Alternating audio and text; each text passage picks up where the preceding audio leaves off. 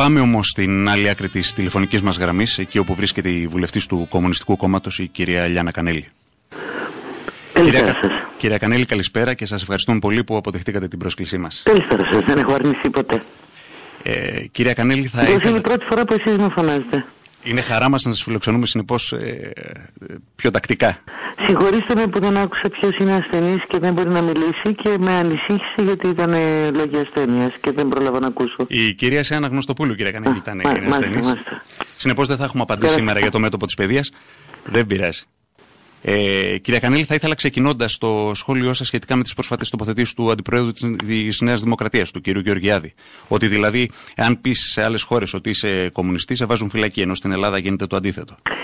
Κοιτάξτε, ο Γεωργιάδης δεν νομίζω ότι πέτυχε να είναι αυτός του πρώτα απ' όλα. Δεύτερον, να απασπαλίσει με λίγο βασιλικά στέματα τα γνωστά του τσεκούρια. Αυτά τα οποία μοιραζόταν κάποτε με το Βορύδη και με μερικούς άλλους. Και το λέω αυτό λόγω της παρουσίας της κυρίας Ασημακοπούλου. Δεν νομίζω ότι αξίζει τον κόπο να πάει κάποιος σε μια ιδεολογική ουσιαστική αντιπαράθεση. Είναι κλασικός λερός αντικομμουνισμός, ο οποίος αυτή τη φορά έχει και ένα διπλό στόχο, να το ξέρετε. Ούτως ή άλλως δεν είναι κλιμακούμενος, το βλέπουμε αρκετούς μήνες τώρα. Προσπαθεί να ανασπάρω 2 τριγώνια. Δηλαδή, βοηθούν τον και ορισμένων ανοήτων τύπου Κατρούγκαλου, εγώ είμαι κομμουνιστής και αποστάτης της τάξης μου και διαφόρων άλλων τέτοιων εύκαμπτων περασμένων στο ποσέτ τους αντιλήψεων περί τι σημαίνει κομμουνιστής το 2016 και σε ποιο κόμμα μπορεί να ανήκει ή σε ποια φράξια ή σε ποια συνιστόσα ή σε ποια απόχρωση. Μόνο και μόνο για να μπορεί να θολώσει η εικόνα του υπαρκτού Κομμουνιστικού Κόμματος που ετοιμάζεται για τον εορτασμό των 100 χρόνων. Έχω την εντύπωση λοιπόν ότι προσπαθεί να πετύχει 2 πράγματα. Κάθε φορά που κάνουν κάτι οι ΣΥΡΙΖΑΙ που δεν αρέσει σε αυτούς που τους ψήφισαν μαζί τους στο τρίτο μνημόνιο, όπως είναι η Νέα Δημοκρατία, ο Άδωνης και μια παρέα βγαίνουν και μιλάνε για κομμουνιστές, για σταλινικούς, για σταλινική οικονομία. Τα έχουμε ακούσει άπειρες φορές αυτά. Τώρα που αρχίζει το συνέδριο, αρχίζουν οι προετοιμασίες για το συνέδριο του κόμματος, αυτό θα κλιμακωθεί. Μετά θα μπει και η αριστερή διανόηση που θα ενδιαφέρεται πιο πολύ για την τύχη των κομμουνιστών και τον εσωτερικό διάλογο από τον εαυτό της τον ίδιο. Είναι συνηθισμένο το βουνό από τα χιόνια, δεν εκπληττόμαστε. Μάλιστα. Και από την ώρα που έρχεται και ο Ομπάμα εδώ και είναι σήμερα πρωτοσέλιδος στην Αυγή, 8 μέρες μετά τις εκλογές, όπου τυπικά θα είναι τέος πρόεδρος, ξέρετε εννοώ, θα μείνει μέχρι τις 20 Ιανουαρίου γιατί έτσι λέει το Αμερικάνικο Σύνταγμα. Να δημιουργείται, άλλα λόγια να αγαπιόμαστε, για να πέσουν οι κινητοποιήσεις, για να σπάσει το φρόνημα, για να μαζευτούν και να αιτιολογηθούν διαδικασίες και κυρίως, για να λέμε τώρα τα πράγματα με το όνομά τους, ψηφαλάκια ψάχνει από τους χρυσαυγίτες. Αρχίζει η δίκη, το κομμάτι της δίκης που αφορά τους κομμουνιστές που κυνήγησαν συνειδητά οι φασίστες, ακριβώς επειδή ήταν κομμουνιστές, οι Ναζί της Χρυσής Αυγής, και θέλει να μαζέψει ψηφαλάκια. Και κυκλοφορούν άλλωστε στην πιάτσα Αθήνας ότι να έχει έτοιμη καβάτζα μια κίνηση, ένα σχήμα, έτσι ώστε την κατάλληλη στιγμή να γίνει εκτός από την πρόεδρος και αρχηγός. Μάλιστα. Βλέπετε και φιλοδοξίες δηλαδή. Απολύτως. Βλέπω εντονότατες προσωπικές φιλοδοξίες. Και είναι παράξενο, ξέρετε, αυτός που ζητάει να του συγχωρήσει κάποιος το ακροδεξιό του παρελθόν, για να μπορέσει να πληθεί στην κολυμβήθρα του Σιλοάμ του ενδοκοινοβουλευτικού κομματικού μετασχηματισμού, είναι αυτός ο οποίος τολμάει να κατηγορεί σήμερα το Κομμουνιστικό Κόμμα. Μάλιστα. Τώρα σχετικά με τις δεύτερες αξιολόγησεις και τα νέα μέτρα που θα αφορούν και τα εργασιακά, απελευθέρωση απολύσεων, κατώτατος μισθός, συλλογικές διαπραγματεύσεις, και ενώ η κοινοβουλευτική ομάδα του Κομμουνιστικού Κόμματος κατέθεσε πρόταση νόμου το προηγούμενο διάστημα για τις συλλογικές συμβάσεις εργασίας, ο κύριος Κατρούγκαλος λέει ότι δεν θα περάσουν αυτά τα εργασιακά και ότι η δική του πρόταση θα αφορά στην επαναφορά των συλλογικών συμβάσεων εργασίας. Εσείς, κυρία Κανέλη, δεν το πιστεύετε αυτό? Εκτιμάτε δηλαδή? Αν μου δεν πέρασε το όχι και έγινε ναι. Θα αντισταθεί ο Κατρούγκαλος. Εκτιμάτε δηλαδή ότι η κυβέρνηση στο τέλος... Πώς θα αντισταθεί ο Κατρούγκαλος? Όλα αυτά είναι άλλα λόγια να αγαπιόμαστε. Από την ώρα που έχει προσχωρήσει κάποιος συνειδητά και ειδικά μετά το δημοψήφισμα επιμένουν σε αυτό. Αλλά ταυτόχρονα επιμένουν και αυτοί με το δίκαιο τους ότι έχουν αναβαπτιστεί με την εκλογική συγχώρεση του όχι που έγινε ναι. Και έχουν και 200 τόσες ψήφους στο τρίτο μνημόνιο, θα προχωρήσουν ακάθεκτοι. Ακάθεκτοι, όταν σας λέω ακάθεκτοι, ακάθεκτοι. Κάτι απομεινάρια έχουν μείνει από εργασιακά δικαιώματα, θα τα στείλουν και αυτά εκεί που πρέπει. Και κάτι μεγαλοστομίες τύπου Θοδωρής-Δρίτσας, δεν θα πουλήσουμε την ψυχή μας στο διάολο, ή κάτι αντιστάσεις σαν το Σκουρλέτη που ήταν εναντίον των ιδιωτικοποιήσεων να την ψήφισε. Κοιτάξτε, αντιστέκονται φραστικά και πρακτικά μπαίνουν μέσα στη Βουλή και ψηφίζουν. Εν δυο στρατιωτάκι γοργό. Επομένως, τι το συζητάμε τώρα. Εάν όμως υπαναχωρήσει η κυβέρνηση και δεν ισχύσουν αυτά για τα οποία δεσμεύεται, και με δεδομένο τη σύγκρουση που φαίνεται να υπάρχει στο εσωτερικό του ΣΥΡΙΖΑ όσον αφορά τα θέματα των ιδιωτικοποιήσεων, αυτή την έστω και επιφανειακή, με τον κύριο Σκουρλέτη και την τάση των 53, εκτιμάται ότι μπορεί να έχουμε πολιτικές εξελίξεις? Μπορεί δηλαδή να αντέξει το βάρος η κυβέρνηση, καθώς η ελληνική κοινωνία στενάζει ακόμα περισσότερο? Κοιτάξτε, όταν αντέχεις να σκύβεις, αντέχεις να σου φορτώνεται πολύ βάρος στην πλάτη. Μάλιστα. Και μην ξεχνάτε ότι με 93 κάτι βγήκε ο κύριος Τσίπρας, αρχηγός του κόμμα του. Εγώ δεν καταλαβαίνω τι μορφή έχει σύγκρουση. Ήταν για το Θεαθήνε. Τα διοχετεύουν οι ίδιοι με έναν paper σε διάφορους φίλους τους και γνωστούς τους, για να φαίνεται ότι υπάρχει και κάτι ζωντανό σε μια απονεκρωμένη, ακόμα και με τα μέτρα της, συριζεανελική αριστερά. Κοιτάξτε να δείτε. Όταν όσα αναφωνήθηκαν στο πρόσφατο συνέδριο, τα υπόλοιπα νομίζω ότι είναι κυριολεκτικά εκ περισσού. Βλέπετε δηλαδή να βγαίνει να παραμένει συμπαγής η κοινοβουλευτική ομάδα του ΣΥΡΙΖΑ? Κοιτάξτε, η κοινοβουλευτική ομάδα του ΣΥΡΙΖΑ οπωσδήποτε μένει συμπαγής. Το έχει αποδείξει άπειρες φορές μέχρι τώρα. Εάν δεν μείνει συμπαγής, κοιτάξτε, αφήστε να έρθει ο Ομπάμα να δώσει γραμμές και κατευθύνσεις και θα σας πω μετά. Γιατί είναι και λίγο, θα σας έλεγα, τουλάχιστον πολιτικά προσβλητικό και αντιαισθητικό να επιλέγει και να δεχόμαστε να έρθει και να συζητάμε που θα μείνει και που δεν θα μείνει και πόσο αστυνομικούς θα χρησιμοποιήσει 15 και 16 δύο μέρες πριν από τις 17. Βλέπετε η επίσκεψη του Προέδρου των ΗΠΑ να συνοδευτεί με πιέσεις απέναντι σε θέματα όπως το Κυπριακό? Το Κυπριακό βρίσκεται κυριολεκτικά σε συμπληγάδες. Κυριολεκτικά σε συμπληγάδες.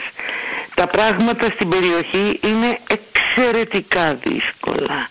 Μπορεί να ακούγονται ωραία για κάποιους, αυτούς που κερδίζουν συνήθως από όλα τούτα, δηλαδή από το ενεργειακό παιχνίδι και τη σκακέρα που πετάει τα πιόνια και τους ανθρώπους στα πιόνια, αλλά το αν θα υπογράψει και ποιος υπογράφει, με ποιον, για ποια ΑΟΣ. Αλλά αυτή τη στιγμή οι μεγάλες δυνάμεις τρέμουν για την Αίγυπτο. Πιστέψτε με, τρέμουν για την Αίγυπτο. Με ό,τι αυτό συνεπάγεται, έχουν αρχίσει ελλείψεις τροφίμων και χιλιάδια άλλα πράγματα. Συζητιέται πάλι εκεί σε ένα σημαντικό βαθμό επέμβαση του στρατού. Μιλάμε για εξελίξεις καταιγιστικές στην περιοχή. Ανάμεσα σε αυτές οι δηλώσεις των μεγάλων μέσων, μεγάλων εφημερίδων, μεγάλων think tanks της ΗΠΑ και επισήμων χιλέων ότι επίκειται επίλυση του Κυπριακού μέχρι το τέλος του 2016, δεν πρόκειται να είναι ούτε σε λαϊκή κατεύθυνση ούτε στην κατεύθυνση της απεμπόλησης των ενιών της κατοχής και της εισβολής. Εδώ συζητιέται η παραμονή στρατευμάτων τουρκικών για 6 και άλλα 6-12. Αυτά συζητιούνται τώρα. Να θυμίσω ότι η Τουρκία εξαπολύει απειλές περί προσάρτησης των κατεχόμενων σε περίπτωση που δεν επιτευχθεί η λύση. Ακριβώς, γιατί πρέπει να ενώσει την ΑΟΣ της και να αποκτήσει. Έχουμε νυχτερινές υπερπτήσεις πάνω από την Παναγιά. Με θυμάμαι πριν από κάμποσο καιρό, επειδή τα παρακολουθώ πολύ στενά αυτά τα ζητήματα, να λέω και μην κοιτάτε το Καστελόριζο, μην κοιτάτε αυτό, μην κοιτάτε και τα μάτια σας στην Παναγιά. Γιατί η θέση της, η περιοχή, αυτά δίνουν τη δυνατότητα για την υλοποίηση βλέψεων. Ξέρετε κάτι, έβγαλε μια ανακοίνωση πριν από λίγες μέρες μετά τις δηλώσεις του Ερντογάν και τα λοιπά, το Κομμουνιστικό Κόμμα, επισημαίνοντας ότι ενώ τα ίνια ξεκίνησαν έτσι όπως ξεκίνησαν, ξέρετε τι εννοώ, ναι, με τη φεδρότητα δημοσιογραφικών παρεμβάσεων, σημαίες κατέβα, σημαίες έτσι. Ενώ τέλειωσαν με εκείνο το ευχαριστώ τους Αμερικανούς, το θυμάστε, η μετέπειτα εξέλιξη ήταν η συμφωνία που αναγνώριζε δικαιώματα ζωτικά της Τουρκίας στο Αιγαίο. Αυτό ήταν το μείζον ζητούμενο. Κάθε φορά λοιπόν με κάτι παρελάσεις Χρυσής Αυγής, κάτι εθνικοπατριωτικά, πατεωνίστικα που ξεσπάνε γύρω από ένα δράμα που ήταν η πτώση του ελικοπτέρου, και το λέω αυτό γιατί ο Γενάρης δεν είναι μακριά, έχουμε βάλει μια κουρτίνα να ξεχνάμε τι συνεπαγόταν τελικά η κρίση των ημείων. Για να καταλάβω, κύριε Κανέλη, εκτιμάτε δηλαδή ότι η συνεχής το τελευταίο διάστημα επικίνδυνες τοποθετήσεις του κυρίου Ερντογάν μπορούν να συνδεθούν με ενδεχόμενες εξελίξεις μπορούν ανα πάσα στιγμή να υλοποιηθούν όταν θα κρίνει ότι τα συμφέροντα της σιδηράς σουλτανικής και κυρίως νατοικοπροστατευμένης. Τον προστατεύει τον ΝΑΤΟ τον Ερντογάν. Τον προστατεύει τον ΝΑΤΟ τον Ερντογάν. Τον προστατεύουν οι σύμμαχοί του. Στο Αρμπίλ πήγε ο Αμερικάνος Υπουργός προημερών. Με τα χίλια μύδια ζόρια κατάφερε να συμμετέχει με τον ένα με τον άλλο τρόπο, τουλάχιστον στο αεροπορικό επίπεδο, σε βομβαρδισμούς για τη Μοσούλη. Τις βλέψεις της Μοσούλης τις ξέρουμε, ξέρω εγώ, να πω ανέκαθεν θα σας έλεγα. Συνεπώς να μας δώσει ο Ομπάμα το χρέος και να του δώσουμε την Κύπρο. Πώς σας ακούγεται σαν ενδεχόμενο? Κοιτάξτε, έχω δει πολλά παζάρια. Και έχω δει και μια κυβέρνηση να καμώνεται ότι έκλεισε στη φυλακή το μεγάλο κεφάλαιο, 4 μέρες με catering, να σπάει ως πέτρες τα πακέτα με τα 5.000. Επομένως, αν μπούμε σε τέτοιο παζάρι, δεν θα μιλάμε εσείς και εγώ μετά από λίγο καιρό έτσι όπως μιλάμε τώρα. Δεν θα μιλάμε. Θα έχει βαρέσει πραγματικός συναγερμός. Αλλά αυτά χάνονται μπροστά στον εξευτελισμό να ακούω σήμερα, δεν το έχω διασταυρώσει, αλλά είναι εξευτελιστικό και μόνο να διατυπώνεται. Οδηγούς του ΕΚΑΒ να έχουν κάνει διαμαρτυρία και να υφίστανται τηλεφωνικές πιέσεις σήμερα. Μάλιστα. Κοιτάξτε να δείτε, τίποτα δεν περνάει, κανένα παζάρι, τίποτα δεν περνάει, καμία απειλή, τίποτα δεν κινδυνεύει από κανέναν οχτρό, πολλό μάλλον αν είναι εντός, αν ο λαός είναι αποφασισμένος. Το πρόβλημα αυτή τη στιγμή, αυτής της επικοινωνιακής διαστραβλωτικής πολιτικής, είναι να μην προλαβαίνει να σκεφτεί, να βυθίζεται στην άγνοια, να τουιτάρει από το πρωί ως το βράδυ, να διαμορφώνει γνώμη από ανέγκυρες πηγές, να ακούει μεγαλοστομίες, να πολλώνεται συνοικιακά και τοπικά, έτσι ώστε να μην μπορεί να εκφραστεί. Εμείς πάμε για μεγάλη απεργία, πάμε εν ώψη της δίκης και σε μια κινητοποίηση 31 τη Δευτέρα. Θα υπάρχει και ένα εξαιρετικό φιλμ στον Περισσό για το Δημοκρατικό Στρατό Ελλάδας. Τα ΕΑΜ δεν φτιάχνονται επειδή κάποιος τα παρήγγειλε σε διαφημιστική εταιρεία, ξέρετε. Μάλιστα. Ήσασταν σαφείς, κύριε Κανέλη. Τώρα, καθώς είμαστε και πρώτων πυλών της οριστικής λήξης του ζητήματος των τηλεοπτικών αδειών, αναμένοντας την... Οριστικής? Αν αποφανθεί το Συμβούλιο της Επικρατείας, δεν εκτιμάται ότι θα... Όχι. Νομίζω θα μπούμε σε ένα κύκλο καινούργιων περιπετειών και εκκρεμωτήτων. Κοιτάξτε, ναι. Πρέπει να λυθεί το ζήτημα. Δεν υπάρχει αμφιβολία περί αυτού. Η προσωρινότητα μπορεί να μην σημαίνει παρανομία, και είναι πραγματικότητα ότι δεν σημαίνει παρανομία, διότι δεν είναι παρανομία, είναι προσωρινότης. Είναι μια συνταγματική και πολιτική εκκρεμότης.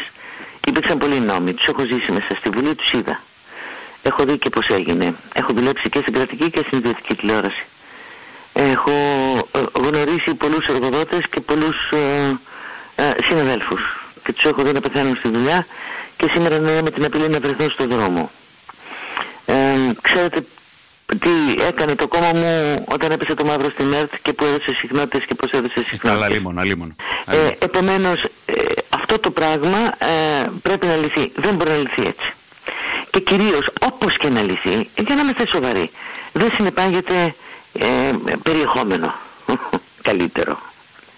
Με τίποτα. Πιστέψτε με τίποτα. Σε συνθήκες ελεύθερου ανταγωνισμού, με την είδηση, την πληροφορία και τον πολιτισμό και την κουλτούρα εμπορευματοποιημένα, οι ελπίδες είναι πολύ χαμηλές. Ωστόσο, ελπίδες είναι πολύ χαμηλές. Δεν λέω, ακτίνες πάντοτε φωτός υπάρχουν παντού. Ενδεχομένως αυτές βαστάνε και σε ένα σημαντικό βαθμό τα νήματα του κόσμου για να μην αισθάνεται μαριονέτα, αλλά δεν σημαίνει τίποτε περαιτέρω. Θα πρέπει να υπάρξει. Εγώ σας λέω ότι βγαίνει αντισυνταγματικός. Θα περάσουμε στη σύσταση του Ραδιοτηλεοπτικού Συμβουλίου. Ρίξτε μια ματιά στα πρόσωπα. Μια ήμουνα και γέρασα, ειλικρινά σας το λέω, για πολλά από αυτά. Και έπειτα, ας πούμε ότι γίνονται περισσότερες οι άδειες, θα βγουν σε πληστηριασμό. Είχα δώσει μια συνέντευξη στα Νέα πριν από 15-20 μέρες και είχα πει πόσες υπάρχουν στο φάσμα, που περίπου έπρεπε να κινηθεί, ξέρετε τι εννοώ, το ποσόν. Διότι και είναι και άκομψο εδώ που τα λέμε αυτό που επιχείρησε η κυβέρνηση. Δεν μιλάω για το 4 ή το 3 ή το 2 ή το 5. Είναι τώρα δυνατόν να ακούς πολιτική κυβέρνηση που διατείνεται και καμώνεται ότι είναι και αριστερή να κάνει feasibility study, δηλαδή μελέτη βιωσιμότητας των καναλιών με βάση το τζόγο ενός πληστηριασμού και να λέει ποια είναι βιώσιμα και ποια δεν είναι βιώσιμα και να θεωρείται φιλεργατική επειδή λέει 400 εργαζόμενοι. Με τι σχέσεις εργασίας? Ήδη σήμερα ξέρω ανθρώπους οι οποίοι ξυπνάνε στις 4, πληρώνουν τουλάχιστον 250 ευρώ το μήνα για να πάνε στο κανάλι. Για να πάνε στο κανάλι όπως σας το λέω και αμοιβή τους είναι 570 καθαρά. Επιτρέψτε μου σε αυτό το σημείο να επισημάνω ότι προχθές επιχειρήθηκε για τρίτη φορά μέσα σε ένα χρόνο να συγγύσουν και το ραδιόφωνο της Ερτόπεν, κατάσχοντας τα μηχανήματά της όταν η Ερτόπεν πρωτοστάτησε στους αγώνες για την πολυφωνία. Πρέπει να σεβαστείτε έναν πρωθυπουργό, καβαλάρι ενός πολιτικού καρουσέλ, ο οποίος λέει ότι είναι κάθε λέξη του συντάγματος. Μόνο που το σύνταγμα το έχει μεταφράσει στο κεφάλι του ως ιδιωτική υπόθεση. Συνεπώς, πώς τελικά εκτιμάτε ότι θα προχωρήσει αυτή η υπόθεση? Δεν μπορώ να κάνω πρόβλεψη, ειλικρινά σας το λέω. Δεν μπορώ να κάνω πρόβλεψη ούτε καν για την απόφαση του Συμβουλίου Επικρατείας. Ειλικρινά σας το λέω. Ήδη πήρε μια απόφαση σήμερα για άλλο ζήτημα, η οποία είναι τραγική. Οι περισσότερες απεργίες βγαίνουν, το ξέρετε καλύτερα από μένα, είναι παράνομες. Ανώτατο δικαστήριο επέχει τη θέση συνταγματικού δικαστηρίου που δεν έχουμε στη χώρα και έχουμε και ένα σύνταγμα το οποίο μονίμως παραβιάζεται στην πράξη. Να πω μόνο μία λέξη, να μ' ακούει και οποιοδήποτε που μ' ακούει σε εσάς αυτή τη στιγμή και να βρεθεί να μου πει ότι έχω άδικο, δωρεάν παιδεία. Μόλις το πω θα αρχίσουν να γελάνε αυτοί που μας ακούνε αυτή τη στιγμή. Αυτό είναι πραγματικότητα. Και είναι συνταγματική επιταγή η δωρεάν παιδεία, προσέξτε. Και ήδη είναι τα παιδιά στους δρόμους αυτή τη στιγμή για τα καταργούμενα κόστη των μεταπτυχιακών, που ξέρετε πως καταργούνται, γενικευόμενα. Δυστυχώς φαίνεται, κύριε Κανέλο, ότι η παιδεία λογίζεται ως δημοσιονομικό μέγεθος. Απολύτως.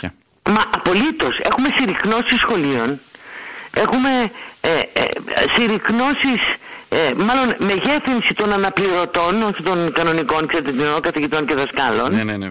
Και αυτό όλο το παρουσιάζουμε ως εξοικονόμηση και θα πάρουμε και τον Ομπάμα να τον πάμε σε κάποιο σχολείο με προσφυγόπουλα. Ξέρετε, αυτό που λέμε βιτρίνα πώς ήταν η πιο σοφή γυναίκα τον τελευταίο καιρό και πολίτης, μεταξύ ανδρών και γυναικών, είναι εκείνη η γιαγιά από τη Λέσβο, η κακομοίρα, η οποία είπε ευτυχώς δόξα τω Θεώ που δεν πήρα το Νόμπελ. Κύριε Κανέλη, αν μου επιτρέπετε και μια τελευταία ερώτηση. Θεωρείτε ότι στο ΣΥΡΙΖΑ αναλογεί ένα μερίδιο ευθύνης για την ταχεία αυξανόμενη άνοδο των νεοναζιστικών κομμάτων?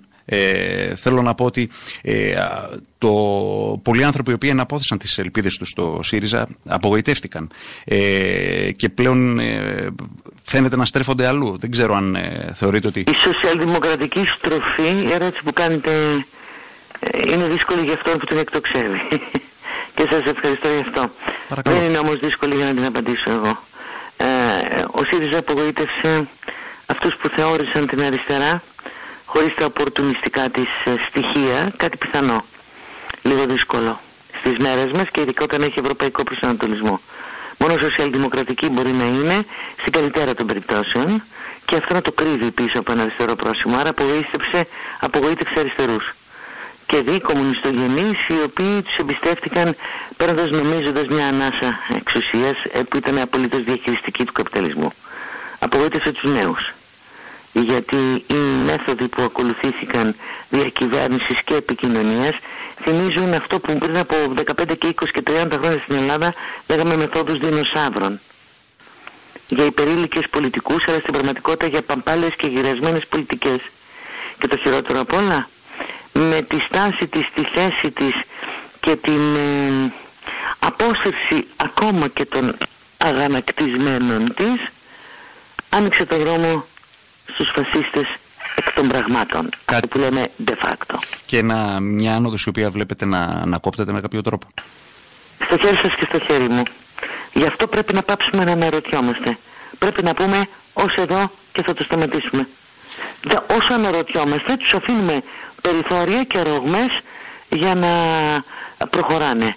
Λέτε για τις δηλώσεις του Γεωργιάδη. Αν ακούγατε τι έλεγε στην κοινοβουλευτική ομάδα με άλλους 100-200 άσχετους που κουβάλισε να περπατάνε ως τάγμα ασφαλείας μέσα στους διαδρόμους της Βουλής χθες επί τη επετείο, τη εθνική επετείο, ο Μιχαλολιάκος στους βουλευτές του, πιστέψτε με, θα αισθανόσασταν στα αλήθεια την οσμή από τους φούρνους. Μάλιστα. Εύχομαι να φτάσει σε όλη την Ελλάδα η ταινία Όλγα. Πρέπει να τη δείτε. Κύριε Γανέλη. Δεν αφορά το βασιλιά. Δεν αφορά τη βασίλισσα. Αφορά μια Εβραία, μια κομμουνίστρια, μια ηρωίδα που δεν την ξέρει ο πολύς ο κόσμος και που χάθηκε κάπου ανάμεσα στα στρατόπεδα συγκέντρωσης και τους Βραζιλιάνους φασίστες. Αξίζει τον κόπο, τώρα βγαίνει στην Αθήνα τουλάχιστον σε 2 σινεμά.